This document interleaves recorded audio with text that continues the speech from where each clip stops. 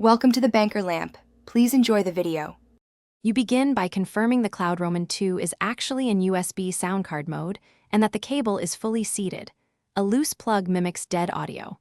Once done, pick the HyperX device in Windows Sound Playback as the default and disable other outputs so audio routes correctly.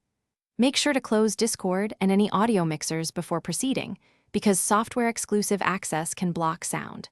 If a front port fails, switch to a rear USB port to rule out hub power or port wiring problems.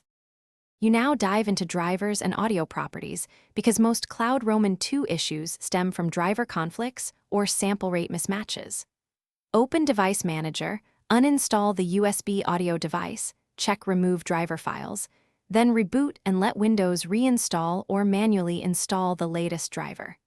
After that, open Sound Device Properties, disable all enhancements, and select 24-bit 48,000 Hz for consistent USB audio. Also inspect Realtek. Finish by isolating hardware. You test the Cloud Roman 2 on a second computer and try a different headset on your PC so you know whether the USB sound card or your system is at fault.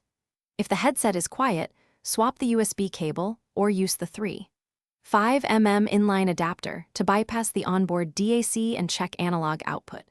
Once you've tried those, power cycle the USB dongle by unplugging for 30 seconds, then reconnect. If audio still fails, keep one troubleshooting tip in mind. Try firmware or OS rollback. New updates can sometimes break legacy USB audio.